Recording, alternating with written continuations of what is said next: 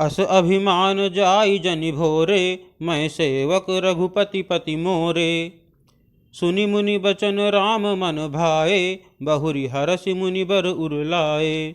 अर्थात ऐसा अभिमान भूल कर भी न छूटे कि मैं सेवक हूँ और श्री रघुनाथ जी मेरे स्वामी हैं। मुनि के वचन सुनकर श्री राम जी मन में बहुत प्रसन्न हुए। तब उन्होंने हर्षित होकर श्रेष्ठ मुनि को हृदय से लगा लिया।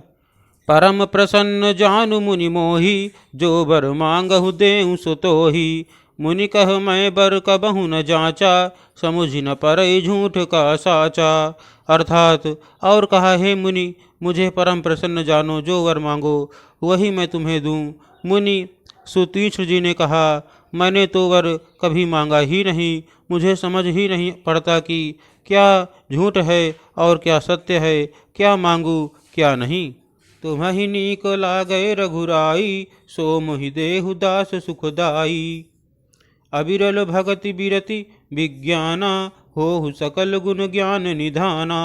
अर्थात अतः हे रघुनाथ जी, हे दसों को सुख देने वाले, आपको जो अच्छा लगे मुझे वही दीजिए। श्री रामचंद्र जी ने कहा, हे मुने तुम प्रगाढ़ भक्ति वैराग्य विज्ञान और समस्त गुणों तथा ज्ञान के निधान हो जाओ। प्रभु जो दीन सो बरु मैं पावा, अब सो देहु मोहि जो भावा। अर्थात तब मुनि बोले, प्रभु ने जो वरदान दिया वह तो मैंने पा लिया, अब मुझे जो अच्छा लगता है वह दीजिए। अनुज जान की सहित प्रभु, चाप बान धर राम।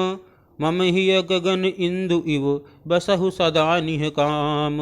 अर्थात हे प्रभु, हे श्री राम जी, छोटे भाई लक्ष्मण जी और सीता जी सहित धनुष बाणधारी आप निष्काम स्थिर होकर मेरे हृदय रूपी आकाश में चंद्रमा की भांति सदा निवास कीजिए। एवं मस्तु करि रमा निवासा, हरष चले कुंभज ऋषि पासा।